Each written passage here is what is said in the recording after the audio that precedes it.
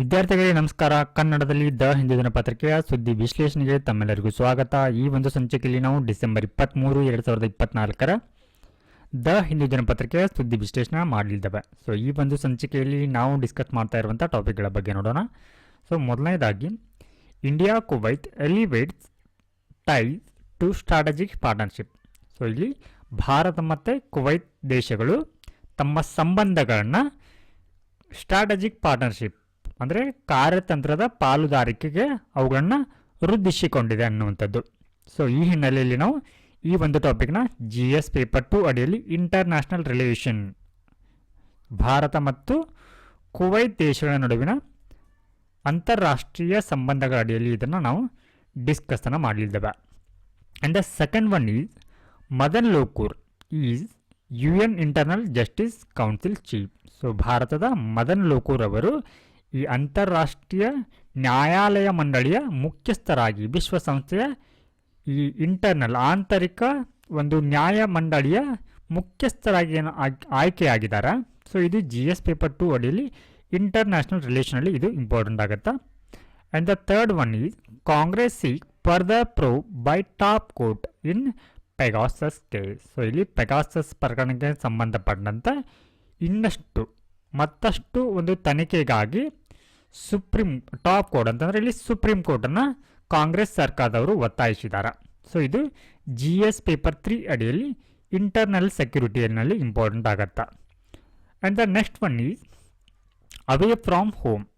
So ಇಲ್ಲಿ ಈ ಒಂದು ಟಾಪಿಕ್ ಹೇಳ್ತಾ ಇರುವಂಥದ್ದು ಏನು ಇಂಡಿಯನ್ ಲೇಬರ್ಸ್ ಇರ್ತಾರೆ, ಇಂಡಿಯನ್ ಲೇಬರ್ ಅಂದರೆ ವಿದೇಶಗಳಲ್ಲಿ ಕೆಲಸವನ್ನು ಮಾಡುವಂಥ ಭಾರತೀಯ ಕಾರ್ಮಿಕರ ವಿರುದ್ಧ ಆಗ್ತಾ ಇರುವಂಥ ಒಂದಿಷ್ಟು ಕಿರುಕುಳದ ಕುರಿತಾಗಿರುವಂಥ ಟಾಪಿಕ್ ಆಗಿದೆ. ಸೊ ಈ ಒಂದು ಟಾಪಿಕ್ GS ಪೇಪರ್ 2 ಅಡಿಯಲ್ಲಿ ಇಂಟರ್ನ್ಯಾಷನಲ್ ರಿಲೇಷನಲ್ಲಿ ಇಂಪಾರ್ಟೆಂಟ್ ಆಗುತ್ತೆ. And the next one is India maritime heritage conclave ಅನ್ನೋದು ಸುಪ್ರೀಂ ಟಾಪಿಕ್ ಆಗಿದೆ. ಹಾಗೆ ಸ್ವಾತಂತ್ರ್ಯ ಸೈನಿಕ ಸಮ್ಮಾನ ಪೆನ್ಷನ್ ಅನ್ನುವಂಥ ಒಂದು ಹೊಸ ಸ್ಕೀಮನ್ನು ತಂದಿದ್ದಾರೆ. ಅದಾದ ನಂತರದಲ್ಲಿ ನಾವು ಈ ಪೆಂಗೋಲಿನ್ ಬಗ್ಗೆ ನಾವು ಕೂಡ ಡಿಸ್ಕಸ್ಸನ್ನು ಮಾಡಲಿದ್ದೇವೆ. ಸೊ ಮೊದಲನೇದಾಗಿ ನಾವು ಈ ಎಡಿಟೋರಿಯಲ್ ಒಂದು ಸೆಕ್ಷನಲ್ಲಿ ಕವರ್ ಆಗಿರುವಂಥ ಟಾಪಿಕ್ಗಳನ್ನ ನೋಡ್ತಾ ಹೋಗೋಣ. So India Kuwait elevate ties to strategic partnership ಅಂತ ಕೊಟ್ಟಿದ್ದಾರೆ. ಸೊ ಇಲ್ಲಿ ನಾವು ಕನ್ಸಿಡರ್ ಮಾಡಬೇಕಾಗಿರುವಂಥದ್ದು ಏನಂತಂದರೆ, ಇದೇ ಒಂದು ಸಂದರ್ಭದಲ್ಲಿ ಪ್ರಧಾನಮಂತ್ರಿ ಮೋದಿಯವರಿಗೆ ಸೊ ಇಲ್ಲಿ ಒಂದು ಅವಾರ್ಡನ್ನು ಕೂಡ ನೀಡಿದ್ದಾರೆ. ಸೊ ಆ ಅವಾರ್ಡ್ ಹೆಸರೇನಂತಂದರೆ the order of Mubarak Al Kabeer. The order of Mubarak Al Kabeer ಅನ್ನುವಂಥ ಒಂದು ಸಮ್ಮಾನವನ್ನು ಮೋದಿಯವರಿಗೆ ನೀಡಿದ್ದಾರೆ. ಸೊ ಈ the order of Mubarak Al Kabir ಅನ್ನುವಂಥದ್ದು ಈ ಕುವೈತ್ನ ಒಂದು ಅತ್ಯುನ್ನತ ಒಂದು ಪ್ರಶಸ್ತಿಯಾಗಿದೆ. ಸೊ ಈ ರೀತಿಯ ಒಂದು ಪ್ರಶಸ್ತಿಗಳನ್ನು ಯಾರಿಗೆಲ್ಲ ನೀಡಲಾಗತ್ತೆ ಅಂತಂದರೆ, ಯಾವುದೇ ಒಂದು ದೇಶದ ರಾಷ್ಟ್ರದ ಮುಖ್ಯಸ್ಥರು,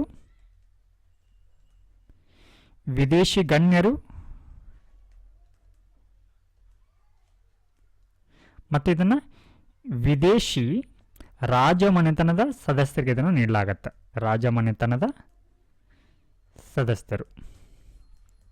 ಈ ಹಿಂದೆ ಇದೇ ಪ್ರಶಸ್ತಿಯನ್ನು ಹಲವಾರು ವ್ಯಕ್ತಿಗಳಿಗೆ ಕೂಡ ನೀಡಲಾಗಿದೆ. ಅಮೆರಿಕದ ಅಧ್ಯಕ್ಷರಾಗಿರುವಂಥ ಬಿಲ್ ಕ್ಲಿಂಟನ್ ಆಗಿರ್ಬೋದು, ಜಾರ್ಜ್ ಬುಷ್ ಆಗಿರ್ಬೋದು, ಹಾಗೆ ಬ್ರಿಟನ್ನ ರಾಜನಾಗಿರುವಂಥ ಚಾರ್ಲ್ಸ್ ಅವರಿಗೆ ಕೂಡ ಈ ಹಿಂದೆ ಈ ಒಂದು ಪ್ರಶಸ್ತಿಯನ್ನು ನೀಡಿ ಗೌರವಿಸಲಾಗಿದೆ. ಸೊ ಈ ಹಿನ್ನೆಲೆಯಲ್ಲಿ ಏನು ಇತ್ತೀಚೆಗೆ ಮೋದಿಯವರು ಈ ಕುವೈತ್ಗೆ ಭೇಟಿಯನ್ನು ನೀಡಿದರು. ಸೊ ಈ ಒಂದು ಸಂದರ್ಭದಲ್ಲಿ ಏನೆಲ್ಲ ಒಂದು ಬೆಳವಣಿಗೆಗಳಾಗಿದೆ ಅನ್ನುವಂಥದ್ದನ್ನು ನೋಡೋಣ.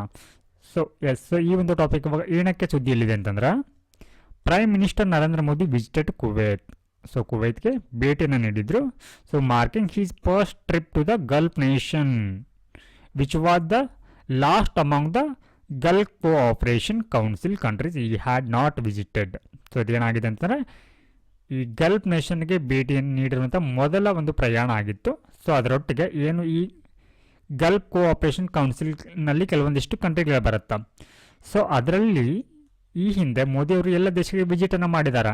ಸೊ ಇದು ಈ ಒಂದು ಕಂಟ್ರಿಗಳಲ್ಲಿ ಗಲ್ಫ್ ಕೋಆಪರೇಷನ್ ಕೌನ್ಸಿಲ್ನಲ್ಲಿ ಇರುವಂಥ ಕಂಟ್ರಿಗಳೇನಿದೆ ಅದರಲ್ಲಿನ ಕೊನೆಯ ದೇಶವಾಗಿ ಎಲ್ಲ ದೇಶಗಳು ಈ ಒಂದು ದೇಶಗಳಿಗೆ ಭೇಟಿಯನ್ನು ನೀಡಿದರ ಜೊತೆಗೆ ಏನಾಗಿದೆ ಅಂತಂದರೆ, ಈ ಗಲ್ಫ್ ಕೋಆಪರೇಷನ್ ಕೌನ್ಸಿಲ್ ಕಂಟ್ರಿಗಳಿಗೆ ಎಲ್ಲ ದೇಶಗಳು ಕೂಡ ಭೇಟಿಯನ್ನು ನೀಡಿದಂತ ಆಗತ್ತಾ. ಎಸ್, ಸೊ ಈ ಒಂದು ಸಂದರ್ಭದಲ್ಲಿ ಸಂದರ್ಭದಲ್ಲಿ memorandum of understanding on defence cooperation. So ಈ ಒಂದು ಸಂದರ್ಭದಲ್ಲಿ ಯಾವೆಲ್ಲ ಒಂದು ಒಪ್ಪಂದಗಳಲ್ಲಿ ಸಹಿಯನ್ನು ಹಾಕಲಾಗಿದೆ ಅಂತಾರೆ ಡಿಫೆನ್ಸ್ ಕೋಆಪರೇಷನ್ ರಕ್ಷಣಾ ಸಹಕಾರಕ್ಕೆ, ಹಾಗೆ signing and elevation of bilateral ties. So ಇಲ್ಲಿ ದ್ವಿಪಕ್ಷೀಯ ಸಂಬಂಧಗಳನ್ನ ಒಂದು ಕಾರ್ಯತಂತ್ರದ ಪಾಲುದಾರಿಕೆಗೆ ಅದನ್ನು ವಿಸ್ತರಿಸಿದ್ದಾರೆ ಅಥವಾ ತೆಗೆದುಕೊಂಡು ಹೋಗಿದ್ದಾರೆ. ಸೊ ಈ ಹಿನ್ನೆಲೆಯಲ್ಲಿ ನಾವು ನೋಡಬೇಕಾಗಿರುವಂಥದ್ದು ಕುವೈತ್ ಅನ್ನುವಂಥದ್ದನ್ನ ಮ್ಯಾಪಿಂಗ್ನಲ್ಲಿ ಎಲ್ಲಿ ಬರುತ್ತೆ. ಸೊ ಇದರ ಬಾರ್ಡರಿಂಗ್ ಕಂಟ್ರಿ ಏನು ಅನ್ನುವಂಥದ್ದನ್ನ ನಮಗೆ ಪ್ಲೇನ್ ಪರ್ಸ್ಪೆಕ್ಟಿವ್ನಲ್ಲಿ ಇಂಪಾರ್ಟೆಂಟ್ ಆಗುತ್ತೆ. ಎಸ್, ಸೊ ಇಲ್ಲಿ ನೀವು ಕುವೈತನ್ನು ನೋಡಿದ್ರೆ ಹಿಯರ್ ಇದ್ದ ಕುವೈತ್. ಎಸ್, ಸೊ ಇದರ ಒಂದು ಬಾರ್ಡರಿಂಗ್ ಇದು ಎಲ್ಲಿ ಬರುತ್ತೆ ಅಂತಂದರೆ West Asia part of the Middle ಈಸ್ಟ್ನಲ್ಲಿ ಬರುತ್ತೆ. ಸೊ ಅಂದರೆ ಇದು it is a country in a West Asia. ಈ ವೆಸ್ಟ್ ಏಷ್ಯಾದಲ್ಲಿರುವಂಥ ಒಂದು ಕಂಟ್ರಿ ಆಗಿದೆ ಇದು. ಸೊ ಇದರ ಒಂದು ಗಡಿಯನ್ನು ಹಂಚಿಕೊಂಡಿರುವಂಥ ಯಾವ ದೇಶಗಳೊಂದಿಗೆ ಇದು ಗಡಿಯನ್ನು ಹಂಚಿಕೊಳ್ಳುತ್ತಂದರೆ ಸೊ ಇದು ಇರಾಕ್ ಟು ನಾರ್ತ್. ಸೊ ಇದರ ನಾರ್ತ್ಗೆ ಇರಾಕ್ ದೇಶ ಬರುತ್ತೆ, ಹಾಗೆ ಸೌತಲ್ಲಿ ಸೌದಿ ಅರೇಬಿಯಾ ಬರುತ್ತೆ. ಹಾಗೆ it also shared is maritime border with the Iran. So ಇರಾನ್ನೊಂದಿಗೆ ಒಂದು ಕಡಲ ತೀರದ ಒಂದು ಗಡಿಯನ್ನು ಶೇರ್ ಮಾಡಿಕೊಳ್ಳುತ್ತಾ. ಹಾಗೆ ಇದರೊಟ್ಟಿಗೆ ಇದು ಅಂದರೆ ಪರ್ಷಿಯನ್ ಗಲ್ಫ್ ಏನಿದೆ, ಸೊ ಇದರೊಟ್ಟಿಗೆ ಏನು ಮಾಡುತ್ತೆ ಅಂದರೆ ಇದನ್ನು ಸೇರಿ ಇರಾನ್ನೊಂದಿಗೆ ಗಡಿಯನ್ನು ಹಂಚಿಕೊಳ್ಳುತ್ತೆ. ಸೊ ಇದರ ಒಂದು ಕ್ಯಾಪಿಟಲ್ ಸಿಟಿ ನೋಡೋದಾದರೆ ಕುವೈತ್ ಸಿಟಿ. ಸೊ ಇದರ ಒಂದು ಎಕಾನಮಿಯನ್ನು ನೋಡೋದಾದ್ರೆ so it is high income country with 6th largest oil reserves globally. So ಇದು ಏನಂತಂದರೆ ಜಾಗತಿಕವಾಗಿ 6ನೇ ಅತಿ ದೊಡ್ಡ ಒಂದು ತೈಲ ನಿಕ್ಷೇಪವನ್ನು ಹೊಂದಿರುವಂಥ ಒಂದು ದೇಶವಾಗಿದೆ. ಸೊ ಇದನ್ನು ಹಾಲಿವುಡ್ ಆಫ್ ದ ಗಲ್ಫ್ ಅಂತಲೂ ಕೂಡ ಕರೀತಾರೆ, ಹಾಲಿವುಡ್ ಆಫ್ ದ ಗಲ್ಫ್ ಅಂತ. ಎಸ್, ಸೊ ಇವಾಗ ನಾವು ಈ ಭಾರತ ಮತ್ತು ಈ ಕುವೈತ್ ದೇಶಗಳ ನಡುವಿನ ಸಂಬಂಧಗಳ ಕುರಿತು ನೋಡೋಣ. ಕುವೈತ್ ಈ ಭೇಟಿ ಒಂದು ಸಂದರ್ಭದಲ್ಲಿ ಯಾವೆಲ್ಲ ಒಂದು ಒಪ್ಪಂದಗಳಿಗೆ ಸಹಿಯನ್ನು ಹಾಕಿದ್ದಾರೆ ಅನ್ನುವಂಥದ್ದನ್ನು. ಎಸ್, ಸೊ ಇಲ್ಲಿ ರಕ್ಷಣಾ ಸಹಕಾರಕ್ಕೆ ಸಂಬಂಧಪಟ್ಟಂತೆ ಒಪ್ಪಂದವನ್ನು ಕೂಡ ಮಾಡಿಕೊಳ್ಳಲಾಗಿದೆ. ಹಾಗೆ ತಮ್ಮ ದ್ವಿಪಕ್ಷೀಯ ಸಂಬಂಧಗಳನ್ನು ಕಾರ್ಯತಂತ್ರದ ಪಾಲುದಾರಿಕೆಗೆ ವಿಸ್ತರಣೆಯನ್ನು ಮಾಡಿದ್ದಾರೆ. ಹಾಗೆ ಇಲ್ಲಿ ಈ ಒಂದು ಭೇಟಿಯ ಸಂದರ್ಭದಲ್ಲಿ ಯಾವ ಒಂದು ಕ್ಷೇತ್ರಗಳ ಮೇಲೆ ಗಮನವನ್ನು ನೀಡಿದ್ದಾರೆ ಅಂತಂದರೆ ಚರ್ಚೆಯನ್ನು ಮಾಡಿದ್ದಾರೆ ಅಂತಂದರೆ ಎನರ್ಜಿ.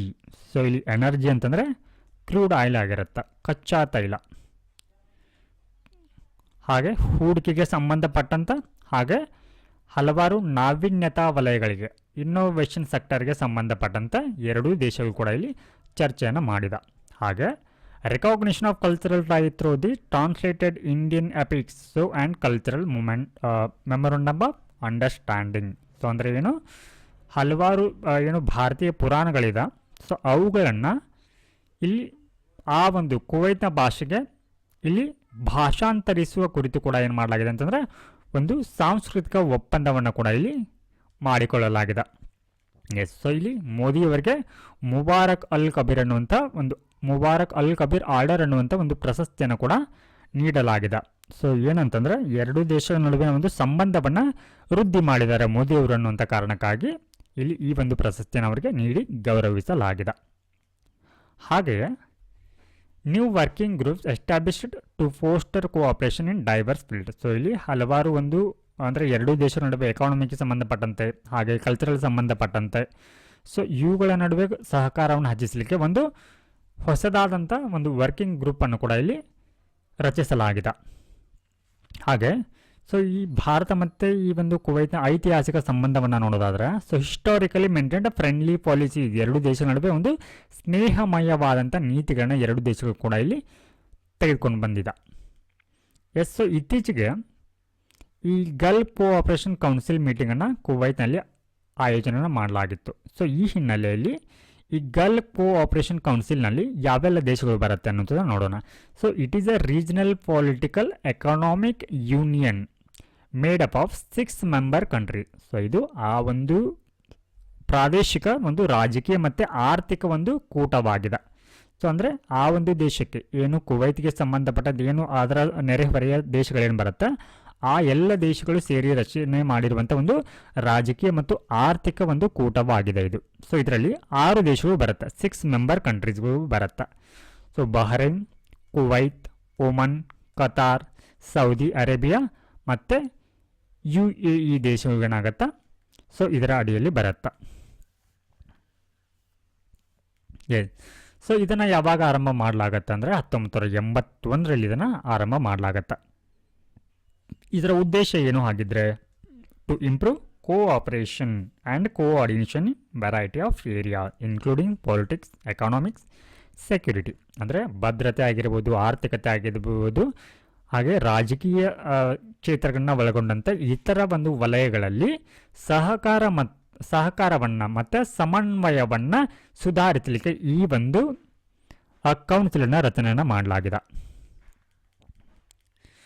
ಎಸ್, ಸೊ ನಾವು let us move on to the next topic.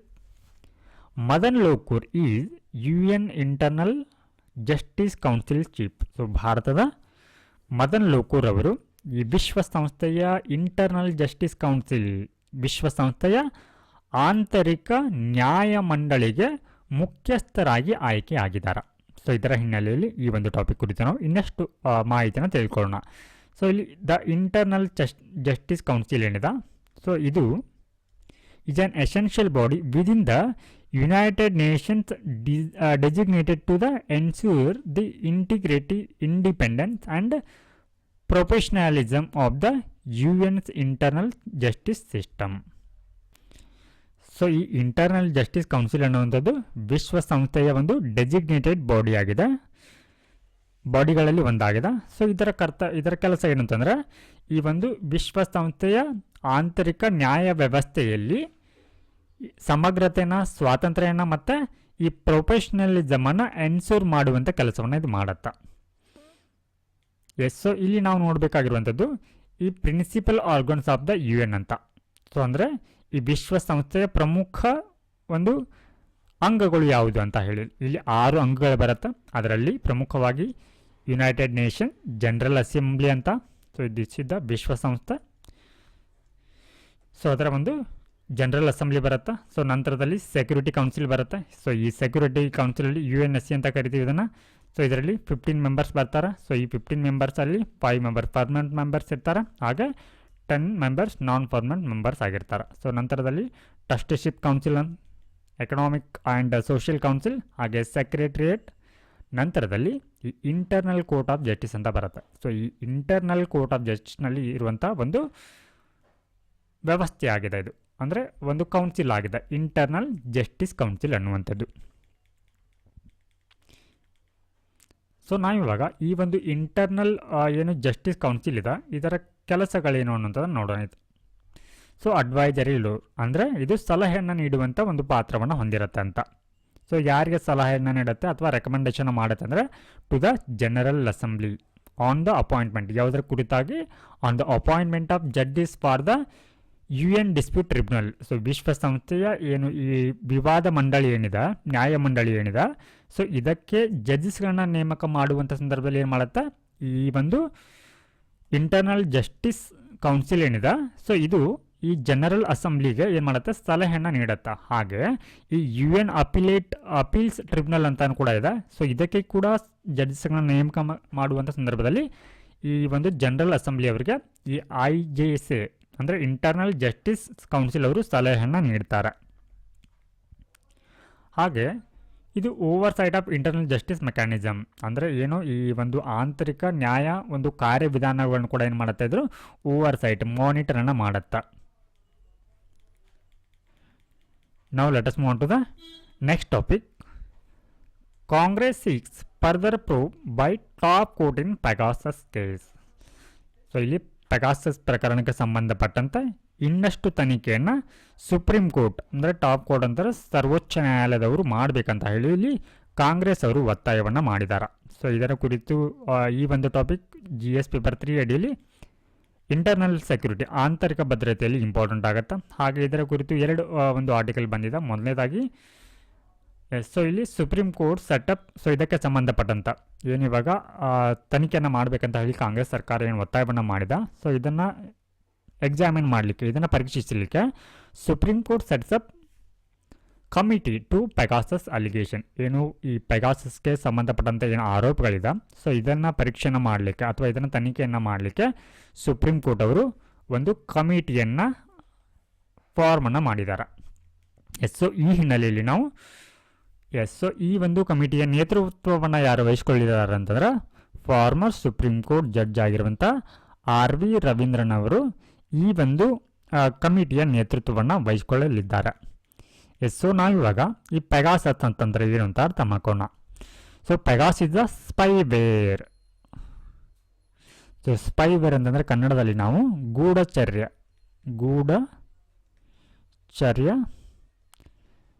ತಂತ್ರಾಂಶ ಅಂತ ಕರಿತೀವಿ. ಗೂಢಚಾರಿಕೆಯನ್ನು ಮಾಡುತ್ತೆ ತಂತ್ರಾಂಶ. ಸೊ ಇದನ್ನು ಯಾರು ಡೆವಲಪ್ ಮಾಡಿದ್ದಾರೆ ಅಂತಂದರೆ so developed and license by Israeli company ಅಂದರೆ ಇಲ್ಲಿ NSO ಗ್ರೂಪ್ ಅಂತ ಬರುತ್ತೆ. ಇಸ್ರೇಲಿ ಕಂಪನಿ ಆಗಿರುವಂಥ ಈ NSO ಗ್ರೂಪ್ ಅವರು ಏನು ಮಾಡ್ತಾರೆ ಅಂತಂದರೆ ಈ ಸ್ಪೈವೇರನ್ನು ಡೆವಲಪನ್ನು ಮಾಡ್ತಾರೆ, ಹಾಗೆ ಇದಕ್ಕೆ ಲೈಸೆನ್ಸನ್ನು ಕೂಡ ನೀಡ್ತಾರೆ. ಅಂದರೆ ಇದನ್ನು ಯಾರು ಬಳಕೆಯನ್ನು ಮಾಡಬೇಕು ಅನ್ನೋದರ ಕುರಿತು ಪರವಾನಗಿಯನ್ನು ಕೂಡ ನೀಡ್ತಾರೆ. It can be use to infiltrate smartphones that run on both iOS and Android operating system. So ಅಂದರೆ ಇದೇನಂತಂದರೆ ಈ ಸ್ಮಾರ್ಟ್ ಫೋನ್ಗಳಲ್ಲಿ ಅಂದರೆ iOS ಮತ್ತು ಆಂಡ್ರಾಯ್ಡ್ ಫೋನ್ಗಳಲ್ಲಿ ಕೂಡ ಏನು ಮಾಡಲಾಗುತ್ತೆ ಅಂದರೆ ಈ ತಂತ್ರಾಂಶವನ್ನು ಹಾಕಲಾಗತ್ತೆ. And turn them to into surveillance device. So ಅವುಗಳ ಮೇಲೆ ಒಂದು ಕಣ್ಗಾವಲನ್ನು ಇಡಲಿಕ್ಕೆ ಏನು ಮಾಡಲಾಗತ್ತೆ ಅಂದರೆ ಇವುಗಳನ್ನ ಬಳಸಿಕೊಳ್ಳಲಾಗತ್ತೆ. ಸೊ ಇಲ್ಲಿ Pegasus is the Pegasus method of attack is called zero click ಅಂತ ಕರೀತಾರೆ. Attack which do not require any action by the user. The spyware can hack a device simply by giving a missed WhatsApp call. So ಅಂದರೆ ಇದರ ಅರ್ಥ, so ಈ ಒಂದು ಚಿತ್ರದಲ್ಲಿ ನೀವು ನೋಡ್ಬೋದು, ಅಂದರೆ ಈ ಪೆಗಾಸಸ್ ಸ್ಪೈವೇರ್ ಅನ್ನುವಂಥದ್ದು ನಿಮ್ಮ ಡಿವೈಸಲ್ಲಿ ಯಾವ ರೀತಿ ಎಲ್ಲ ಬರುತ್ತೆ ಅಂತ. ಸೊ ಇದು ನಿಮ್ಮ ನಾರ್ಮಲ್ ಒಂದು SMS ಮೂಲಕ ಕೂಡ ಬರ್ಬೋದು, ವಾಟ್ಸಪ್ ಮೂಲಕ ಕೂಡ ಬರ್ಬೋದು, ಮೆಸೇಜ್ ಆಗಿರ್ಬೋದು, ಹಾಗೆ ಅನ್ನೋನ್ ವರ್ನರೇಬಿಲಿಟಿ ಕೂಡ ಏನು ಮಾಡುತ್ತೆ, ಸೊ ಇದು ನಿಮ್ಮ ಡಿವೈಸ್ಗೆ ಬರುತ್ತೆ. ಬಟ್ ಇಲ್ಲಿ ಏನಂತಂದ್ರೆ so it can harvest. So ಇಲ್ಲಿ ಈ ರೀತಿ ಮೆಸೇಜ್ ಅಂತ ಬಂದಾಗ ಸೊ ಈ ಮೆಸೇಜ್ ಮೇಲೆ ನೀವು ಯಾವುದೇ ಕ್ಲಿಕ್ಕನ್ನು ಮಾಡದೇ ಇದ್ರೂ ಕೂಡ ಅದೇನಾಗುತ್ತೆ ಅಂತಂದರೆ ಆಟೋಮೆಟಿಕ್ಲಿ ಏನಾಗುತ್ತೆ ಅಂತಂದರೆ ನಿಮ್ಮ ಒಂದು ಸ್ಮಾರ್ಟ್ ಫೋನಲ್ಲಿರುವಂಥ ಮೆಸೇಜ್ಗಳನ್ನು, ಇಮೇಲ್ಗಳನ್ನ, photo, video, contacts, record calls, WhatsApp calls, calendar, so GPS data, ಈ ರೀತಿ ಎಲ್ಲ ಮಾಹಿತಿಗಳನ್ನ ಏನು ಮಾಡುತ್ತೆ ಅಂದರೆ ಅದು ಕದಿಯತ್ತೆ. ಇಟ್ ಕ್ಯಾನ್ ಹಾರ್ವೆಸ್ಟ್ ಅಂತ. ಸೊ ಇಲ್ಲಿ ನಿಮಗೆ ಜಸ್ಟ್ ಅವರು ಮಿಸ್ ಕಾಲನ್ನು ಕೂಡ ಕೊಟ್ಟರು ಕೂಡ ಏನಾಗುತ್ತೆ ಅಂದರೆ ಅದು ಆ ಒಂದು ಸ್ಪೈವೇರ್ ಅಥವಾ ಈ ಒಂದು ಪೆಗಾಸಸ್ ಸ್ಪೈವೇರ್ ಅನ್ನುವಂಥದ್ದು ನಿಮ್ಮ ಡಿವೈಸ್ನಲ್ಲಿ ಬಂದಿರುತ್ತೆ. ಹಾಗೆ it will alter call logs. So ನಿಮ್ಮ ಕರೆಯ ಲಾಗ್ಸ್ ಏನಿರುತ್ತೆ ಅದನ್ನು ಚೇಂಜಸನ್ನು ಮಾಡುತ್ತೆ. ಸೊ ಇಲ್ಲಿ ನೋಡಿ, once the spyware enters the device. So ಒಂದು ಬಾರಿ ಏನಾದರೂ ಅದು ನಿಮ್ಮ ಮೊಬೈಲನ್ನು ಎಂಟರ್ ಮಾಡಿದ್ರೆ it install module to track calls. So ಇದೇನು ಮಾಡುತ್ತೆ, ಒಂದು ಮಾಡ್ಯೂಲ್ನ ಇನ್ಸ್ಟಾಲ್ ಮಾಡುತ್ತೆ. ಆ ಮೂಲಕ ನಿಮ್ಮ ಕರೆ ಯಾವ ರೀತಿ ಬರ್ತಾ ಇದೆ, ಯಾರು ಕಾಲನ್ನು ಮಾಡ್ತಾ ಇದ್ದಾರೆ ಅನ್ನೋದನ್ನು ಕೂಡ ಟ್ರ್ಯಾಕ್ ಮಾಡುತ್ತೆ. ಹಾಗೆ ನಿಮ್ಮಲ್ಲಿರುವಂಥ ಮೆಸೇಜನ್ನು ಕೂಡ ರೀಡ್ ಮಾಡುತ್ತೆ. ಇಮೇಲ್ ಆಗಿರ್ಬೋದು, ಕ್ಯಾಲೆಂಡರ್, ಇಂಟರ್ನೆಟ್ ಹಿಸ್ಟ್ರಿನೂ ಕೂಡ ಏನು ಮಾಡುತ್ತೆ, ಅದು ರೀಡ್ ಮಾಡುತ್ತೆ. ಹಾಗೆ it can also be installed manually. So ಇದನ್ನು ಮ್ಯಾನ್ಯುವಲ್ ಆಗಿ ಕೂಡ ಇನ್ಸ್ಟಾಲನ್ನು ಮಾಡ್ಕೊಳ್ಬೋದು. ಸೊ ಈ ಹಿಂದೆ ನೀವು ಕೂಡ ಏನು ಆರೋಪ ಬಂದಿತ್ತಂತಂದ್ರೆ ಸೊ ಈ ಪೆಗಾಸಸ್ ಗೂಢಚರ್ಯ ತಂತ್ರಾಂಶವನ್ನು ಬಳಸಿಕೊಂಡು ಸುಮಾರು 40 ಪತ್ರಕರ್ತರು ಹಾಗೂ ಈ ಭೀಮಾ ಕೋರೆಗಾಂವ್ ಪ್ರಕರಣ ಏನು ಸಂಬಂಧಪಡುತ್ತೆ ಅದಕ್ಕೆ ಸಂಬಂಧಪಟ್ಟಂಥ ಆರೋಪಿಗಳನ್ನು ಸೇರಿಸಿದಂತೆ ಸುಮಾರು 12 ಕಾರ್ಯಕರ್ತರ ಫೋನ್ಗಳನ್ನ ಹ್ಯಾಕ್ ಮಾಡಿರ್ತಾರೆ. ಸೊ ಈ ಮೂಲಕ ಏನಂತಂದ್ರೆ ಅಂದರೆ ಅವರ ಒಂದು ಡಿವೈಸ್ ಮೇಲೆ ಇಲ್ಲಿ ಈ ಪೆಗಾಸಸ್ ಅನ್ನುವಂಥ ತಂತ್ರಾಂಶವನ್ನು ಸೇರಿಸಿರ್ತಾರೆ. ಸೊ ಇದರ ಕುರಿತು ನಾವು ಈಗ ಇನ್ನಷ್ಟು ಮಾಹಿತಿಯನ್ನು ತಿಳ್ಕೊಳ್ಳೋಣ. ಸೊ ಏನಿದು ಪೆಗಾಸಸ್, ಇದಕ್ಕೆ ಸಂಬಂಧಪಟ್ಟಂತೆ ಸರ್ಕಾರ ಏನೆಲ್ಲ ಒಂದು ಕ್ರಮಗಳನ್ನ ಕೈಗೊಂಡಿದೆ ಅನ್ನುವಂಥದ್ದನ್ನು. ಸೊ ಏನಿವಾಗ ಈ ಕಮಿಟಿಯನ್ನು ಸುಪ್ರೀಂ ಕೋರ್ಟ್ ಇವಾಗ ಫಾರ್ಮ್ ಮಾಡಿದ, ಸುಪ್ರೀಂ ಕೋರ್ಟ್ ಏನು ಕಮಿಟಿಯನ್ನು ಫಾರ್ಮ್ ಮಾಡಿದ ಆ ಕಮಿಟಿಯಲ್ಲಿ ಯಾರೆಲ್ಲ ಸದಸ್ಯರು ಬರ್ತಾರೆ ಅನ್ನುವಂಥದ್ದು. Justice Ravindran would be assisted by. So ಇಲ್ಲಿ ಇವರನ್ನು ಈ ಒಂದು ಕಮಿಟಿಯ ಮುಖ್ಯಸ್ಥರನ್ನಾಗಿ ನೇಮಕವನ್ನು ಮಾಡಲಾಗಿದೆ. ಸೊ ಇದರೊಟ್ಟಿಗೆ ಹಲವಾರು ಜನರನ್ನು, ಇವರ ಸಹಾಯಕವಾಗಿ ಹಲವಾರು ಜನರನ್ನು ಕೂಡ ನೇಮಕವನ್ನು ಮಾಡಲಾಗಿದೆ. ಸೊ ಅಲೋಕ್ ಜೋಶಿ, ಸೊ ಇವರು ಮಾಜಿ IPS ಆಫೀಸರ್ ಆಗಿದ್ದಾರೆ. ಹಾಗೆ Sandeep Oberoi, chairman sub committee internal organise. So ಇವರನ್ನು ಕೂಡ ಸಂದೀಪ್ ಒಬೆರಾಯ್ ಅವರನ್ನು ಕೂಡ ಇಲ್ಲಿ ನೇಮಕವನ್ನು ಮಾಡಲಾಗಿದೆ. ಸೊ ಇದಕ್ಕೆ ಸಂಬಂಧಪಟ್ಟಂತೆ ಈ ಪಶ್ಚಿಮ ಬಂಗಾಳ ಸರ್ಕಾರ ಕೂಡ ಏನು ಮಾಡಿದೆ ಅಂತಂದರೆ ಒಂದು ಕಮಿಟಿಯನ್ನು ಫಾರ್ಮ್ ಮಾಡಿದ, ಅಂದರೆ ಈ ಪೆಗಾಸಸ್ ಪ್ರಕರಣಕ್ಕೆ ಸಂಬಂಧಪಟ್ಟಂತೆ ತನಿಖೆಯನ್ನು ಮಾಡಲಿಕ್ಕೆ. ಸೊ ಇಲ್ಲಿ former supreme court justice Madan B Lokur, yes. So ಇಲ್ಲಿ ಈ ಅಂದರೆ ಪ್ರೀವಿಯಸ್ ಆರ್ಟಿಕಲಲ್ಲಿ ನಾವು ಮದನ್ ಬಿ ಲೋಕೂರ್ ಬಗ್ಗೆ ನೋಡಿದ್ವಿ. ಸೊ ಇವರು ಇಂಟರ್ನಲ್ ಕೋರ್ಟ್ ಜಸ್ಟಿಸ್ ಏನು ಬರುತ್ತೆ ಅದರ ಮುಖ್ಯಸ್ಥರಾಗಿ ಆಯ್ಕೆ ಆಗಿದ್ದಾರೆ ಅಂತ ಹೇಳಿ. ಎಸ್. ಸೊ ಇವರು ಪಶ್ಚಿಮ ಬಂಗಾಳದವರು. ಸೊ ಇವರು ಸುಪ್ರೀಂ ಕೋರ್ಟ್ನ ಜಡ್ಜ್ ಆಗಿದ್ದರು. ಇವರನ್ನು ಕೂಡ ಏನು ಮಾಡಿದ್ದಾರೆ ಅಂತಂದರೆ ಈ ಒಂದು ಕಮಿಟಿಯಲ್ಲಿ ವೆಸ್ಟ್ ಬೆಂಗಾಲ್ ಸರ್ಕಾರ, ಪಶ್ಚಿಮ ಬಂಗಾಳ ಸರ್ಕಾರ ಇವರನ್ನು ಕೂಡ ಈ ತನಿಖೆಯ ಭಾಗವಾಗಿ ಇವರನ್ನು ನೇಮಕವನ್ನು ಮಾಡಲಾಗಿದೆ. ಹಾಗೆ farmer Kolkata high court justice. So ಇಲ್ಲಿ ಈ ಕಲ್ಕತ್ತಾದ ಮಾಜಿ ಒಂದು ಜಸ್ಟಿಸ್ ಆಗಿರುವಂತಹ ಜ್ಯೋತಿರ್ಮಯ್ ಭಟ್ಟಾಚಾರ್ಯ ಅವರನ್ನು ಕೂಡ ಇಲ್ಲೇನು ಈ ಒಂದು ಕಮಿಟಿಯಲ್ಲಿ ಸೇರಿಸಲಾಗಿದೆ. ಸೊ ಈ ರೀತಿ ಕುತಂತ್ರಾಂಶವನ್ನು ಅಥವಾ ತಂತ್ರಾಂಶವನ್ನು ಬಳಸಿಕೊಂಡು ಏನು ಪೆಗಾಸಸ್ ಅನ್ನುವಂಥ ಸ್ಪೈವೇರ್ ಏನಿದೆ ಅಥವಾ ಈ ಪೆಗಾಸಸ್ ಅನ್ನುವಂಥ ಗೂಢಚರ್ಯ ತಂತ್ರಾಂಶ ಏನಿದೆ, ಸೊ ಇದನ್ನು ಬಳಸಿಕೊಂಡು ಬೇರೆಯವರ ಮೆಸೇಜ್ ಆಗಿರ್ಬೋದು, ಇಮೇಲ್ ಆಗಿರ್ಬೋದು ಅಥವಾ ಕಾಲ್ ಆಗಿರ್ಬೋದು, ಇಂಟರ್ನೆಟ್ ಹಿಸ್ಟ್ರಿಯನ್ನು ಸರ್ಚ್ ಮಾಡುವಂಥದ್ದು ಏನಾಗುತ್ತೆ ಅಂದರೆ ಸೊ ಇದು ಆರ್ಟಿಕಲ್ 21 ಉಲ್ಲಂಘನೆ ಆಗುತ್ತೆ, ವಿಧಿ 21 ಉಲ್ಲಂಘನೆ ಆಗುತ್ತೆ. ಹಾಗಾದರೆ ಈ ಆರ್ಟಿಕಲ್ 21 ಏನು ಹೇಳುತ್ತೆ ಅನ್ನೋಂಥದ್ದನ್ನು ನೋಡೋಣ. So this is the protection of life and personal liberty. So ನಿಮ್ಮ ವೈಯಕ್ತಿಕ ಜೀವನ ಮತ್ತು ನಿಮ್ಮ ವೈಯಕ್ತಿಕ ಒಂದು ಲಿಬರ್ಟಿ ಸ್ವಾತಂತ್ರ್ಯಕ್ಕೆ ಸಂಬಂಧಪಟ್ಟಿರುವಂಥ ಆರ್ಟಿಕಲ್ ಆಗಿದೆ. So this fundamental right is available to every person. So ಈ ಒಂದು ಹಕ್ಕು ಏನಿದೆ, ಸೊ ಖಾಸಗಿತನದ ಹಕ್ಕು, ರೈಟ್ ಟು ಪ್ರೈವೇಸಿ ಎನ್ನುವಂಥದ್ದು ಇದು ಎಲ್ಲ ನಾಗರಿಕರಿಗೂ ಅಪ್ಲೈ ಆಗುತ್ತೆ, ಸಿಟಿಜನ್ ಆ್ಯಂಡ್ ಫಾರಿಜನ್ಸ್ ಅಲೈಕ್. ಸೊ ಇಲ್ಲಿ ವಿದೇಶಿಗರಾಗಿರ್ಬೋದು ಹಾಗೆ ಭಾರತೀಯ ಪ್ರಜೆಗಳು ಕೂಡ ಈ ಒಂದು ಹಕ್ಕು ಆರ್ಟಿಕಲ್ 21 ಅನ್ನುವಂಥದ್ದು ಇಬ್ಬರಿಗೂ ಕೂಡ ಸಮನಾಗಿ ಅಪ್ಲೈ ಆಗುತ್ತೆ.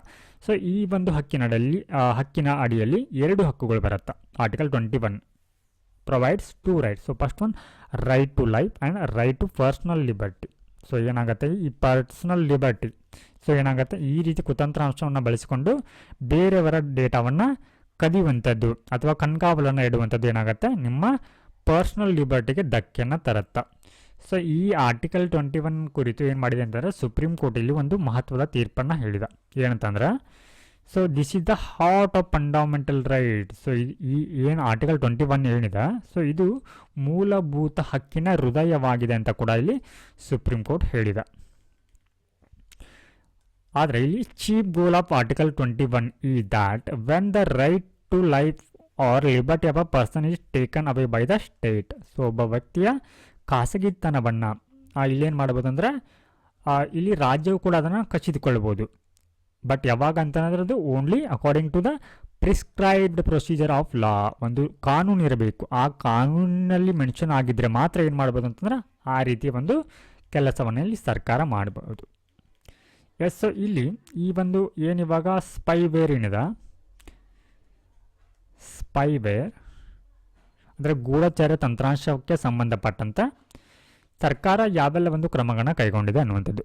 ಸೈಬರ್ ಸುರಕ್ಷಿತ್ ಭಾರತ್ ಇನಿಷಿಯೇಟಿವ್ ಅನ್ನೋಂಥದ್ದನ್ನು ಸೊ ಇದನ್ನು 2018ರಲ್ಲಿ ಲಾಂಚ್ ಮಾಡಲಾಗುತ್ತೆ. ಸೊ ಇದರ ಉದ್ದೇಶ to spread awareness about cyber crime and building capacity for safety measures for chief information security officer. ಅಂದ್ರೆ ಸೊ ಇದು ಜನರಿಗೆ ಈ ಸೈಬರ್ ಅಪರಾಧಗಳು ಕುರಿತು ಏನು ಮಾಡುತ್ತೆ ಅರಿವನ್ನು ಮೂಡಿಸುವಂಥ ಕೆಲಸವನ್ನು ಇದು ಮಾಡುತ್ತೆ. ಸೊ ಅಂದರೆ ಏನು ಹಲವಾರು ಒಂದು ಸರ್ಕಾರಿಯ ಒಂದು ಕಚೇರಿಗಳಲ್ಲಿ ಇಲಾಖೆಗಳಲ್ಲಿ ಏನಾಗುತ್ತೆ ಅಂದರೆ ಮಾಹಿತಿಯನ್ನು ಕದಿಬೋದು. ಸೊ ಇದರ ಕುರಿತು ಅವರಿಗೆ ಅರಿವನ್ನು ಮೂಡಿಸಲಿಕ್ಕೆ ಸೊ ಈ ಸೈಬರ್ ಸುರಕ್ಷಿತ ಭಾರತ್ ಇನಿಷಿಯೇಟಿವನ್ನು ಜಾರಿಗೆ ತಂದಿದ್ದಾರೆ. ಸೊ ನಂತರದಲ್ಲಿ ನ್ಯಾಷನಲ್ ಸೈಬರ್ ಸೆಕ್ಯೂರಿಟಿ ಕೋಆರ್ಡಿನೇಷನ್ ಸೆಂಟರನ್ನು 2017ರಲ್ಲಿ ಸ್ಥಾಪನೆಯನ್ನು ಮಾಡಲಾಗತ್ತೆ. ಸೊ ಅದಾದ ನಂತರದಲ್ಲಿ ಸೈಬರ್ ಸ್ವಚ್ಛ ಕೇಂದ್ರಗಳನ್ನ 2017ರಲ್ಲಿ ಫಾರ್ಮ್ ಮಾಡಲಾಗತ್ತೆ. ಸೊ ಇದನ್ನು for internet users to clean their computers and devices by wiping out viruses and malware. So ಏನು ಕಂಪ್ಯೂಟರ್ ಬಳಕೆದಾರರು ತಮ್ಮ ಡಿವೈಸ್ನಲ್ಲಿ ಇರುವಂಥ ವೈರಸ್ ಮತ್ತು ಈ ಮಾಲ್ವೇರ್ಗಳನ್ನು ಕ್ಲೀನ್ ಮಾಡುವಂಥ ಒಂದು ಕೇಂದ್ರವಾಗಿ ಇವುಗಳು ಕಂಡುಬರುತ್ತೆ. ಹಾಗೆಯೇ ಇಂಡಿಯನ್ ಸೈಬರ್ ಕ್ರೈಮ್ ಕೋಆರ್ಡಿನೇಷನ್ ಸೆಂಟರನ್ನು ಕೂಡ ಸ್ಥಾಪನೆಯನ್ನು ಮಾಡಲಾಗಿದೆ. ಹಾಗೆ national cyber crime reporting portal ಕೂಡ ಇದೆ. ಸೊ ನಂತರದಲ್ಲಿ computer emergency response team in India. So it is a nodal agency which deals with cyber security threats like hacking and phishing. So ಇಲ್ಲಿ hacking ಮತ್ತು ಫಿಶಿಂಗ್ಗೆ ಸಂಬಂಧಪಟ್ಟಂತೆ ಸೈಬರ್ ಭದ್ರತೆಗಳನ್ನ ಇದು ಒದಗಿಸುತ್ತೆ. ಹಾಗೆ ಹಲವಾರು ಕಾನೂನುಗಳನ್ನು ಕೂಡ ಜಾರಿಗೆ ತರಲಾಗಿದೆ, ಶಾಸನಗಳನ್ನು ಕೂಡ ಜಾರಿಗೆ ತರಲಾಗಿದೆ. ಲೆಜಿಸ್ಲೇಷನ್ ಇನ್ಫಾರ್ಮೇಷನ್ ಟೆಕ್ನಾಲಜಿ ಆ್ಯಕ್ಟ್ 2000 ಇದೆ, ಹಾಗೆ ಪರ್ಸನಲ್ ಡೇಟಾ ಪ್ರೊಟೆಕ್ಷನ್ ಬಿಲ್ 2019 ಇದೆ. ಸೊ ಇವಾಗ ಯಾವ ರೀತಿಯಾಗಿ ಸೈಬರ್ ದಾಳಿಗಳಾಗತ್ತೆ, ಸೈಬರ್ ಅಟ್ಯಾಕ್ಗಳು ಆಗುತ್ತೆ, ಸೊ ಇದರಲ್ಲಿ ಯಾವ ರೀತಿ ವಿಧಗಳು ಬರುತ್ತೆ ಅನ್ನೋಂಥದ್ದು ನೋಡೋಣ. ಸೊ ಮೊದಲನೇದಾಗಿ ಮಾಲ್ವೇರ್ ಅನ್ನುವಂಥದ್ದು ಬರುತ್ತೆ. Malware, so it is the short for malicious software. So ಈ ಮಾಲ್ಚಿಯಸ್ ಸಾಫ್ಟ್ವೇರ್ನ ಒಂದು ಸಂಕ್ಷಿಪ್ತ ರೂಪ ಇದು ಮಾಲ್ವೇರ್ ಅಂತಂದ್ರೆ. ಸೊ ಇಟ್ ರೆಫರ್ಸು, ಕನ್ನಡದಲ್ಲಿ ನಾವು ಇದಕ್ಕೆ ಕುತಂತ್ರಾಂಶ ಅಂತ ಕರಿತೀವಿ, ಕುತಂತ್ರಾಂಶ. Yes, so it refers to any kind of software that is design to cause a damage to a single computer. So ಅಂದರೆ ಇದು ಒಂದು ರೀತಿ ತಂತ್ರಾಂಶವಾಗಿದ್ದು ಇದೇನು ಮಾಡುತ್ತೆ ಅಂತಂದರೆ ನಿಮ್ಮ ಕಂಪ್ಯೂಟರ್ ಆಗಿರ್ಬೋದು, ಸರ್ವರ್ ಆಗಿರ್ಬೋದು ಮತ್ತು ಕಂಪ್ಯೂಟರ್ ನೆಟ್ವರ್ಕನ್ನು ಏನು ಮಾಡುತ್ತೆ ಅಂದರೆ ಡ್ಯಾಮೇಜನ್ನು ಮಾಡುತ್ತೆ. ಫಾರ್ ಎಕ್ಸಾಂಪಲ್ ಇದಕ್ಕೆ ransomware, spyware, worms, viruses, trojans ಎಲ್ಲ ಕೂಡ ಏನಾಗಿದೆ ಅಂದರೆ ವೆರೈಟಿ ಆಫ್ ಮಾಲ್ವೇರ್ಗಳಾಗಿವೆ. ಸೊ ನಂತರದಲ್ಲಿ ಫಿಶಿಂಗ್ ಅಂತ ಬರುತ್ತೆ. ಏನಿದೆ ಫಿಶಿಂಗ್ ಅಂದರೆ it is the method of trying to gather personal information using deceptive emails and website. So ಅಂದರೆ ಏನಂತಂದರೆ ನಿಮ್ಮ ಮೆಸೇಜನ್ನು ಕಳಿಸ್ತಾರೆ ಇಮೇಲ್ ಮತ್ತು ವೆಬ್ಸೈಟ್ ಮೂಲಕ. ಸೊ ಅಲ್ಲಿ ನಿಮ್ಗೆ ಏನಂತಂದರೆ ಒಂದಿಷ್ಟು ಏನಂತಂದರೆ ಆ ಒಂದು ಮೆಸೇಜ್ನಿಂದ ನಿಮಗೆ ಏನೋ ಬೆನಿಫಿಟ್ ಆಗೋ ರೀತಿ ಇರುತ್ತೆ ಅನ್ನೋ ರೀತಿ ಏನು ಮಾಡುತ್ತೆ ಅಂದರೆ ಮೆಸೇಜ್ಗಳನ್ನ ಕಳಿಸಿ ಅವುಗಳನ್ನ ಏನು ಮಾಡ್ತಾರೆ ನಿಮ್ಮ ಒಂದು ಡಿವೈಸಲ್ಲಿ ಇನ್ಸ್ಟಾಲನ್ನು ಮಾಡ್ತಾರೆ. ಆ ಮೂಲಕ ಏನು ಮಾಡ್ತಾರೆ ನಿಮ್ಮ ವೈಯಕ್ತಿಕ ಡೇಟಾವನ್ನು ಅಂದರೆ ಬ್ಯಾಂಕ್ ರಿಲೇಟೆಡ್ ಡೇಟಾಗಳನ್ನ ಏನು ಮಾಡ್ತಾರೆ ಅಂತಂದರೆ ಹ್ಯಾಕನ್ನು ಮಾಡ್ಕೊಳ್ತಾರೆ. ಸೊ ನಂತರದಲ್ಲಿ Daniel of service attack, so ಅಂದರೆ ಇಂಟರ್ನೆಟ್ ಸೇವೆಗಳನ್ನ ಕೂಡ ಇಲ್ಲಿ ಸ್ಥಗಿತವನ್ನು ಕೂಡ ಮಾಡಲಾಗತ್ತೆ. ಸೊ ಈ ರೀತಿ ಸೈಬರ್ ದಾಳಿಗಳು ಕಂಡುಬರುತ್ತೆ. ಸೊ ನಂತರದಲ್ಲಿ ನಾವು ಅವೇ ಫ್ರಮ್ ಹೋಮ್. ಸೊ ಈ ಒಂದು ಟಾಪಿಕಲ್ಲಿ ಹೇಳ್ತಾ ಇರುವಂಥದ್ದು ಅವೇ ಫ್ರಮ್ ಅಂದರೆ ನಮ್ಮ ದೇಶವನ್ನು ಹೊರತುಪಡಿಸಿ, ಅಂದರೆ ಬೇರೆ ದೇಶಗಳಲ್ಲಿ ಭಾರತೀಯ ಒಂದು ಕಾರ್ಮಿಕರಿಗೆ ಆಗ್ತಾ ಇರುವಂಥ ಒಂದು ದೌರ್ಜನ್ಯದ ಕುರಿತಾಗಿರುವಂಥ ಟಾಪಿಕ್ ಆಗಿದೆ. ಸೊ ವೈ ನ್ಯೂಸ್ ಏನಕ್ಕೆ ಇದು ಸುದ್ದಿಯಲ್ಲಿದೆ ಅಂದರೆ the flight of 16 Indian workers coerced into inhumane working condition in Libya brings attention to the persistent issue of labor exploitation among the Indian abroad. So ಇಲ್ಲಿ ಒಂದು ಮ್ಯಾಪಲ್ಲಿ ನೋಡ್ಬೋದು, ಹಿಯರ್ ಇಲ್ಲಿ ಭಾರತ ಇದೆ, so ಇಲ್ಲಿ Libya ಇದೆ. ಸೊ ಲಿಬಿಯಾದಲ್ಲಿ ಏನಾಗಿದೆ ಅಂದರೆ ಭಾರತೀಯ ಒಂದು ಕಾರ್ಮಿಕರನ್ನು ಶೋಷಣೆಯನ್ನು ಮಾಡಲಾಗ್ತಾ ಇದೆ ಅನ್ನುವಂಥ ಅಂಶಗಳನ್ನ ಇಲ್ಲಿ ಕೊಟ್ಟಿದ್ದಾರೆ. ಸೊ ಏನಾಗಿದೆ ಲಿಬಿಯಾದಲ್ಲಿ ಅಂತಂದ್ರೆ 16 Indian workers initially travelling to the UAE were coerced into relocating to Benghazi, Libya to work in a cement factory under harsh condition. So ಇಲ್ಲಿ ಆರಂಭದಲ್ಲಿ 16 ಏನು ಇಂಡಿಯನ್ ವರ್ಕರ್ಸ್ ಏನಿದ್ರು ಇವರು UAEಗೆ ಅಂದರೆ ಹೋಗಿರ್ತಾರೆ ಕೆಲಸವನ್ನು ಮಾಡಲಿಕ್ಕೆ. ಆದರೆ ಇವರನ್ನ ಏನು ಮಾಡಲಾಗತ್ತೆ ಅಂದರೆ ಬಲವಂತದಿಂದಾಗಿ ಈ ಲಿಬಿಯಾದ ಬೆಂಗಾಜಿ ಅನ್ನುವಂಥ ಪ್ರದೇಶಕ್ಕೆ ಅವರನ್ನು ಈ ಸಿಮೆಂಟ್ ಫ್ಯಾಕ್ಟ್ರಿಯಲ್ಲಿ ಕಳಿಸಲಾಗತ್ತೆ. ಬಟ್ ಅಲ್ಲಿ ಏನು ಮಾಡಲಾಗತ್ತೆ ಅಂದರೆ ಅಲ್ಲಿ ಒಂದಿಷ್ಟು ಕಠಿಣ ಅಂದರೆ ಅವರಿಗೆ ವಾಸವನ್ನು ಮಾಡದೇ ಇರುವಂಥ ಪರಿಸ್ಥಿತಿಗಳು ಏನಾಗಿದೆ ಅಂತಂದರೆ ಆ ಒಂದು ಜಾಗದಲ್ಲಿ ಕಂಡುಬರುತ್ತೆ. ಸೊ ಇಲ್ಲಿ ಏನು ಮಾಡುತ್ತೆ, the Indian mission is providing food and supply but exit permits are required for their return. So ಇಲ್ಲಿ ಭಾರತೀಯ ಒಂದು ಮಿಷನ್ ಏನು ಮಾಡ್ತಾ ಇದೆ ಅಂದರೆ ಅವರಿಗೆ ಆಹಾರಗಳನ್ನು ನೀಡ್ತಾ ಇದೆ. ಆದರೆ ಸೊ ಇವರು ಈ ಲಿಬಿಯಾದಿಂದ ಆಚೆ ಬರಬೇಕಂತಂದರೆ ಅವ್ರಿಗೆ ಒಂದು ಎಕ್ಸಿಟ್ ಪರ್ಮಿಟನ್ನು ಅಗತ್ಯ ಕೂಡ ಇರುತ್ತೆ. ಸೊ ಇಲ್ಲಿ ಬ್ರಾಡರ್ ಇಶ್ಯೂ ಅಂದರೆ ಏನು ಭಾರತೀಯ ಕಾರ್ಮಿಕರು ವಿದೇಶಗಳಲ್ಲಿ ಯಾವ ರೀತಿ ಒಂದು ಸಮಸ್ಯೆಗಳನ್ನ ಇಲ್ಲಿ ಫೇಸ್ ಮಾಡ್ತಾ ಇದ್ದಾರೆ ಅಂತಂದರೆ ಲೇಬರ್ ಎಕ್ಸ್ಪ್ಲೋಟೇಷನ್ ಇನ್ ಗಲ್ಫ್ ಕಂಟ್ರಿ, ಗಲ್ಫ್ ದೇಶಗಳಲ್ಲಿ ಕೂಡ ಇಲ್ಲಿ ಕಾರ್ಮಿಕರ ಶೋಷಣೆ ಆಗ್ತಾ ಇದೆ. ಸೊ ಇನ್ಕ್ಲೂಡಿಂಗ್ ಕಪಾಲ ಸಿಸ್ಟಮ್ ಅಂತ ಬರುತ್ತೆ. ಏನಿದು ಕಪಾಲ ಸಿಸ್ಟಮ್ ಅಂತಂದರೆ ಸೊ ಈ ಒಂದು ವ್ಯವಸ್ಥೆ ಇರುವಂಥದ್ದು ಸೌದಿ ಅರೇಬಿಯಾದಲ್ಲಿ ಏನು ಇವಾಗ ಕಾರ್ಮಿಕರಾಗಿರ್ತಾರೆ ಅವರ ಜೀವನವನ್ನು ನಿಯಂತ್ರಿಸುವಂಥ ಒಂದು ವ್ಯವಸ್ಥೆ ಆಗಿದೆ ಇದು. ಸೊ ಈ ಮೂಲಕ ಏನು ಮಾಡಲಾಗುತ್ತಾ ಇದೆ ಅಂದರೆ ಭಾರತೀಯ ಒಂದು ಸುಮಾರು 10 ಲಕ್ಷಕ್ಕಿಂತ ಹೆಚ್ಚಿನ ಒಂದು ವರ್ಕರ್ ಏನಾಗ್ತಾ ಇದ್ದಾರೆ ಅಂತಂದರೆ ಈ ಒಂದು ವ್ಯವಸ್ಥೆಯಿಂದ ಶೋಷಣೆಗೆ ಒಳಗಾಗ್ತಾ ಇದ್ದಾರೆ. ಸೊ ಇಲ್ಲಿ in June of fire in labour camp in Mangaf Kuwait claim the lives of 40 Indians. So ಏನು ಇತ್ತೀಚೆಗೆ ಈ ಕುವೈತ್ನ ಮ್ಯಾಂಗಪ್ ಅನ್ನುವಂಥ ಪ್ರದೇಶದಲ್ಲಿ ಏನಾಗುತ್ತೆ ಈ ಲೇಬರ್ ಕ್ಯಾಂಪ್ನಲ್ಲಿ ಬೆಂಕಿ ಕಾಣಿಸಿಕೊಳ್ಳುತ್ತೆ. ಸೊ ಈ ಮೂಲಕ ಅಲ್ಲಿ ಸುಮಾರು 40 ಭಾರತೀಯರು ಸಾವನ್ನಪ್ತಾರೆ. ಸೊ ಇವಾಗ ಈ ಒಂದು ದೇಶಗಳಿಗೆ ಅಥವಾ ಒಟ್ಟಾರೆಯಾಗಿ ಈ ವಿದೇಶೀಯ ಒಂದು ಕಾರ್ಮಿಕರಲ್ಲಿ ಭಾರತೀಯರ ಕೊಡುಗೆ ಎಷ್ಟಿದೆ ಅಂತಂದ್ರೆ over 13 million Indian national work abroad. So ವಿದೇಶಗಳಲ್ಲಿ ಸುಮಾರು 13 ಮಿಲಿಯನ್ ಅಷ್ಟು ಕಾರ್ಮಿಕರು ಕೆಲಸವನ್ನು ಮಾಡ್ತಾರೆ. ಅದರಲ್ಲಿ ಹೆಚ್ಚಾಗಿ ಗಲ್ಫ್ ದೇಶಗಳಲ್ಲಿ ಹೆಚ್ಚಿನ ಒಂದು ಕಾರ್ಮಿಕರು ಕಂಡುಬರ್ತಾರೆ. So in 2022 Indian workers abroad sent 111 billion remittance. So ಅಂದರೆ ಭಾರತಕ್ಕೆ ಸುಮಾರು 111 ಬಿಲಿಯನ್ ಅಷ್ಟು ಹಣ ರವಾನೆಯನ್ನು ಭಾರತಕ್ಕೆ ಕಳಿಸ್ತಾರೆ. ಸೊ ಇಲ್ಲಿ ವಿದೇಶಗಳಲ್ಲಿ ಏನು ಕೆಲಸವನ್ನು ಮಾಡ್ತಾ ಇರುವಂಥ ಕಾರ್ಮಿಕರ ಒಂದು ಗೆ ಸಂಬಂಧಪಟ್ಟಂತೆ ಅವರ ಸುರಕ್ಷತೆಗೆ ಸಂಬಂಧಪಟ್ಟಂತೆ ಯಾವೆಲ್ಲ ಒಂದು ನೀತಿ ಕ್ರಮಗಳನ್ನ ಸುಧಾರಣೆಗಳನ್ನ ತಂದಿದೆ ಅನ್ನೋದನ್ನು ನೋಡೋಣ. ಸೊ ಮೊದಲನೇದಾಗಿ ಎಮಿಗ್ರೇಷನ್ ಆ್ಯಕ್ಟ್. ಸೊ ಇದು ಏನು ರೆಗ್ಯುಲೇಷನ್ ಆ್ಯಂಡ್ ಎನ್ಫೋರ್ಸ್ಮೆಂಟ್. ಸೊ ಕಾರ್ಮಿಕರ ಕುರಿತು ನೀತಿಗಳನ್ನು ನಿಯಂತ್ರಣವನ್ನು ಮಾಡುತ್ತಾ ಅಥವಾ ಬಲಗೊಳಿಸುತ್ತಾ. ಹಾಗೆ implement stricter monitoring of recruitment agents and demand higher guarantee from the foreign employers. So ಅಂದರೆ ಏನಿವಾಗ ಭಾರತೀಯ ಒಂದು ಕಾರ್ಮಿಕರು ಏನಿರ್ತಾರೆ ಅವರು ವಿದೇಶಗಳಲ್ಲಿ ಏನು ನೇಮಕಗೊಳ್ಳುವಂಥ ಸಂದರ್ಭದಲ್ಲಿ ಅವರಿಗೆ ಏನು ಏಜೆಂಟ್ಗಳಿರ್ತಾರೆ ಅವರಿಗೆ ಒಂದಿಷ್ಟು ಕಠಿಣ ಒಂದು ನಿಯಂತ್ರಣಗಳನ್ನ ಇಲ್ಲಿ ಹಾಕಲಾಗತ್ತೆ. ಹಾಗೆ ಸಪೋರ್ಟ್ ಸಿಸ್ಟಮ್ ಬೆಂಬಲ ಒಂದು ವ್ಯವಸ್ಥೆಗಳು ಯಾವ ರೀತಿ ಇದೆ ಅಂತಂದ್ರೆ ಸೊ ಯೂತ್ ಪ್ಲಾಟ್ಫಾರ್ಮ್ ಲೈಕ್ ಪ್ರವಾಸಿ ಭಾರತೀಯ ಸಮ್ಮೇಳನ. ಸೊ ಈ ಒಂದು ಸಮ್ಮೇಳನದಲ್ಲಿ ಏನು ಮಾಡಾಗತ್ತೆ ಅಂದರೆ ಏನು ಭಾರತೀಯ ಒಂದು ಏನು ಕಾರ್ಮಿಕರು ಇರ್ತಾರೆ ಅವರು ಫೇಸ್ ಮಾಡ್ತಾ ಇರುವಂಥ ಸ್ಟ್ರಗಲ್ಗಳನ್ನ ಏನು ಮಾಡಲಾಗತ್ತೆ ಅದರಲ್ಲಿ ಪರಿಹರಿಸಲಾಗತ್ತೆ.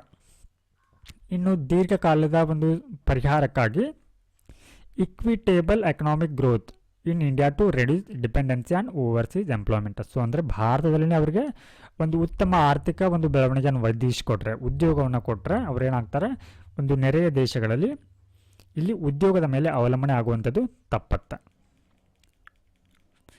ಎಷ್ಟೋ ನಾವಿವಾಗ ಈ ಪ್ರಿಲಿಮ್ಸ್ಗೆ ಸಂಬಂಧಪಟ್ಟಂತೆ ಇರುವಂಥ ಟಾಪಿಕ್ಗಳನ್ನ ನೋಡೋಣ. So India maritime heritage conclave ಅನ್ನೋಂಥದ್ದು. ಸೊ ಇದನ್ನು ಯಾರು ಆರ್ಗನೈಸ್ ಮಾಡಿದ್ದಾರೆ ಅಂತಂದರೆ ಸಂಘಟಿಸಿದ್ದಾರೆ ಅಂತಂದರೆ ministry of ports shipping and water way. So ಇದನ್ನು ಫಸ್ಟ್ ಎಡಿಷನ್. ಸೊ ಇದರ ಒಂದು ಮೊದಲ ಆವೃತ್ತಿ ಅನ್ನೋದು 2024ರಲ್ಲಿ ಆಗತ್ತಾ. ಸೊ ಇದರ ಉದ್ದೇಶ to celebrating India's maritime legacy and contribution to global trade while discussing the future innovation. ಅಂದರೆ ಭಾರತೀಯ ಒಂದು ನೌಕಾಯಾನದ ಕೊಡುಗೆ ಏನು ವಿಶ್ವಕ್ಕೆ ಅನ್ನುವಂಥದ್ದನ್ನು ಕೂಡ ಸೆಲಿಬ್ರೇಟ್ ಮಾಡುವಂಥ ಉದ್ದೇಶವನ್ನು ಇದು ಹೊಂದಿದೆ. ಎಸ್. ಸೊ ಇದರ ಬಗ್ಗೆ ನಾವು ಅಂದರೆ ಈ ಒಂದು ಭಾರತೀಯ ಒಂದು ಮ್ಯಾರಿಟೈಮ್ ಹೆರಿಟೇಜ್ ಬಗ್ಗೆ ನೋಡೋದಾದರೆ the earliest man made dockyard was discovered during the exhibition at Lothal Gujarat in 1957. So ಭಾರತದ ಮೊದಲ ಒಂದು ಮಾನವ ನಿರ್ಮಿತ ಬಂದರು ಅನ್ನುವಂಥದ್ದು ಎಲ್ಲಿ ಕಂಡು ಬರುತ್ತೆ ಅಂದರೆ ಲೋತಾಲ್ನಲ್ಲಿ. ಸೊ ಇದರ ಒಂದು ಅನ್ವೇಷಣೆ ಅನ್ನುವಂಥದ್ದು ಸೊ ಇದು ಲೋತಾಲ್ ಅನ್ನುವಂಥದ್ದು ಗುಜರಾತ್ನಲ್ಲಿ ಬರುತ್ತೆ. ಸೊ ಈ ಗುಜರಾತ್ನಲ್ಲಿ ಏನು 1957ರಲ್ಲಿ ಎಕ್ಸಾಬಿಷನ್ ಅಂದರೆ ಅದನ್ನು ಉತ್ಖನನವನ್ನು ಮಾಡಲಾಗ್ತಾ ಇರುವಂಥ ಸಂದರ್ಭದಲ್ಲಿ ಈ ಅಂಶ ಬೆಳಕಿಗೆ ಬಂದಿರುವಂಥದ್ದು.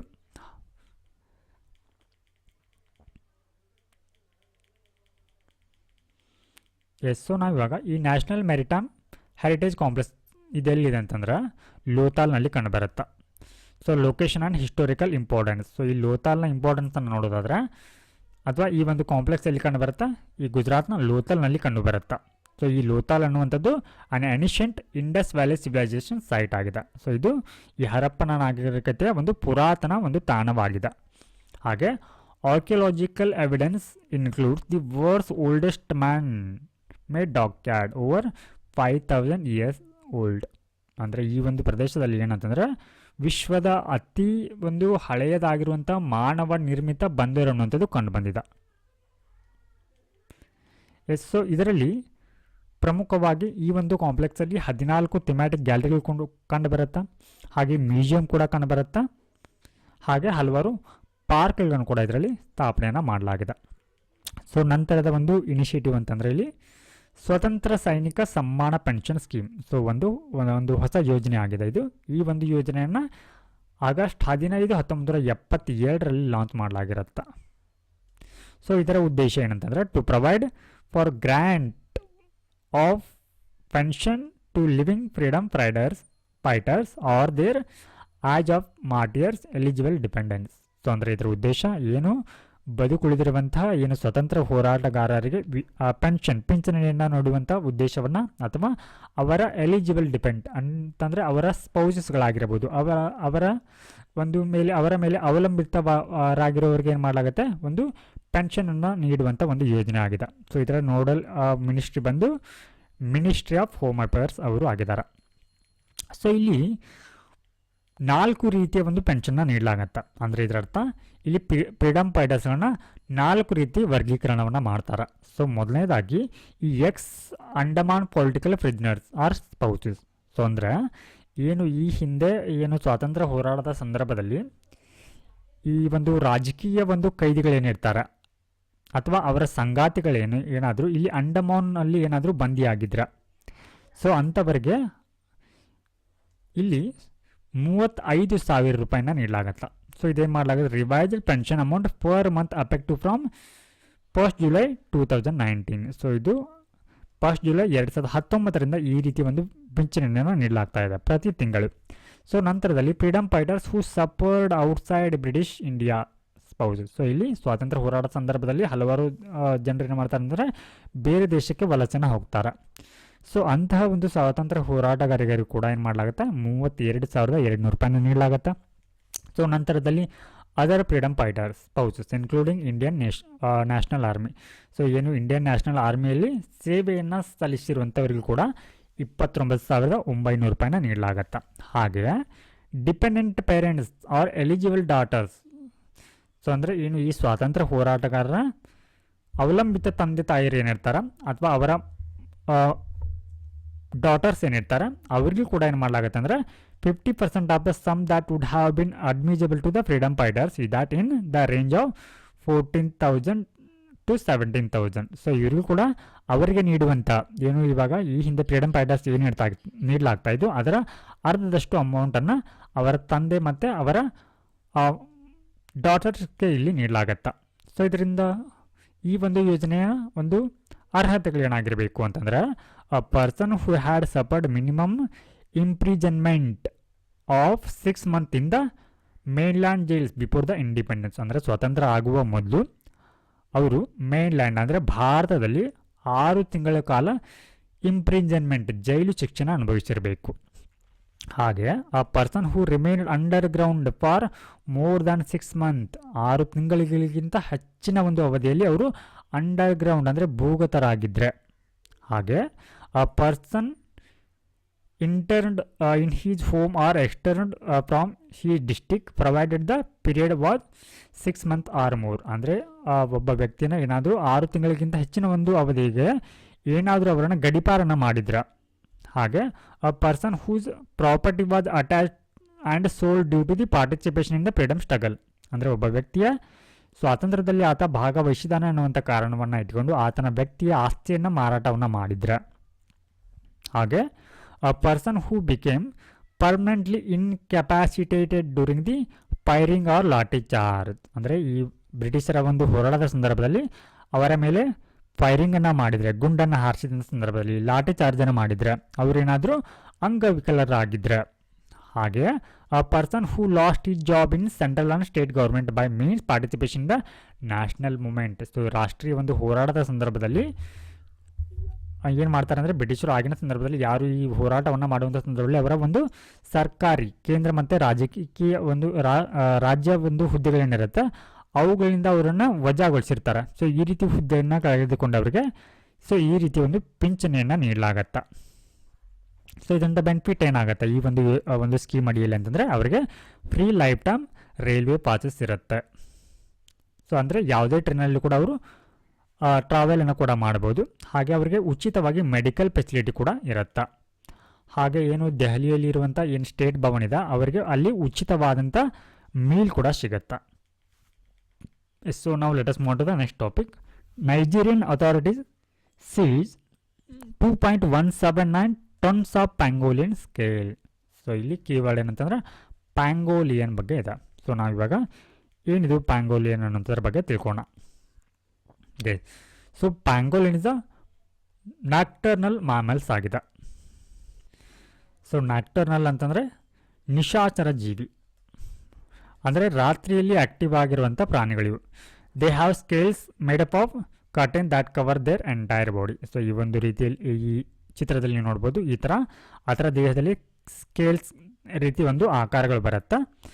ವೆನ್ ಥ್ರೆಟನ್ಡ್, ಸೊ ಅಂದರೆ ಅದಕ್ಕೆ ಯಾವಾಗ ಅಪಾಯ ಬಂದಿರುತ್ತೆ ಅದೇನು ಮಾಡುತ್ತೆ ಅಂದರೆ they can roll into a ball to protect themselves. So ಏನು ಇವಾಗ ಈ ಚಿತ್ರ ಇದೆ ಕಾಣ್ತಾ ಇದೆ, ಸೊ ಈ ರೀತಿ ಇರುವಂಥ ಒಂದು ಏನು ಮಾಮಲ್ ತನಗೆ ಅಪಾಯ ಇದೆ ಅಂತ ಬಂದಾಗ ಏನು ಮಾಡುತ್ತೆ ಅಂದರೆ ಇದು ಈ ರೀತಿ ರೌಂಡ್ ಆಗಿಬಿಡುತ್ತೆ, ಅದಕ್ಕೆ ಆವಾಗ ಯಾವುದೇ ರೀತಿಯ ಒಂದು ಅಪಾಯ ಬರುವುದಿಲ್ಲ, ಈ ರೀತಿ ತನ್ನನ್ನು ತಾನು ರಕ್ಷಣೆಯನ್ನು ಮಾಡಿಕೊಳ್ಳುತ್ತೆ. ಸೊ ಈ ಹಿನ್ನೆಲೆಯಲ್ಲಿ ನಾವು ಭಾರತೀಯ ಒಂದು ಪೆಂಗೋಲಿನ್ ಬಗ್ಗೆ ತಿಳ್ಕೊಳ್ಳೋಣ. ಸೊ ಈ ಇಂಡಿಯನ್ ಪೆಂಗೋಲಿನ್ ಅನ್ನುವಂಥದ್ದು ಎಲ್ಲಿ ಕಂಡು ಬರುತ್ತೆ? ಇಂಡಿಯಾ, ಬಾಂಗ್ಲಾದೇಶ್, ಸೌದರ್ನ್ ನೇಪಾಳ, ಶ್ರೀಲಂಕಾ ಮತ್ತು ಪಾಕಿಸ್ತಾನದ ಹಲವು ಭಾಗಗಳಲ್ಲಿ ಇದು ಕಂಡುಬರುತ್ತೆ. ಸೊ ಇದರ ಆವಾಸ ಸ್ಥಾನ ಹ್ಯಾಬಿಟೇಟ್ ಎಲ್ಲಿ ವಾಸವನ್ನು ಮಾಡುತ್ತೆ ಅಂತಂದರೆ so adapted various environmental including so ಅಂದರೆ ಇದು ಮರುಭೂಮಿಗಳಲ್ಲಿ, ಟ್ರಾಪಿಕಲ್ ಫಾರೆಸ್ಟ್ಗಳಲ್ಲಿ, ಹಾಗೆ ನಿಯರ್ ಹ್ಯೂಮನ್ ಸೆಟಲ್ಮೆಂಟ್, ಸೊ ಅಂದರೆ ಮಾನವ ಅಥವಾ ಎಲ್ಲಿ ವಾಸವನ್ನು ಮಾಡ್ತಾರೆ ಅದಕ್ಕೆ ಹೊಂದಿಕೊಂಡಿರುವಂಥ ಪ್ರದೇಶಗಳಲ್ಲಿ ಕೂಡ ಇದು ಕಂಡುಬರುತ್ತೆ. ಸೊ ಇದಕ್ಕೆ ಇರುವಂಥ ಫಿಸಿಕಲ್ ಟ್ರೈಟ್ಸ್ ಏನು? So the Indian pangolin has 13 rows of sharp overlapping scales that vary in colour depending on its surrounding. So ಇದರ ಕನ್ಸರ್ವೇಷನ್ ಸ್ಟೇಟಸನ್ನು ನೋಡೋದಾದ್ರೆ ಸೊ ಇದು IUCN ಲಿಸ್ಟಲ್ಲಿ ಎಂಡೇಂಜರ್ನಲ್ಲಿ ಬರುತ್ತೆ. ಹಾಗೆ ವೈಲ್ಡ್ ಲೈಫ್ ಪ್ರೊಟೆಕ್ಷನ್ ಆ್ಯಕ್ಟ್ 1972 ಅಡಿಯಲ್ಲಿ ಸೊ ಶೆಡ್ಯೂಲ್ 1ನಲ್ಲಿ ಬರುತ್ತೆ, ಹಾಗೆ ಸೈಟ್ಸ್ನಲ್ಲಿ ಅಪೆಂಡಿಕ್ಸ್ 1ನಲ್ಲಿ ಬರುತ್ತೆ. ಎಸ್, ಸೊ ಇದಿಷ್ಟು ಈ ದಿನದ ದ ಹಿಂದೂ ದಿನಪತ್ರಿಕೆಯ ಸುದ್ದಿ ವಿಶ್ಲೇಷಣೆಯಾಗಿತ್ತು. ನಮಸ್ಕಾರ.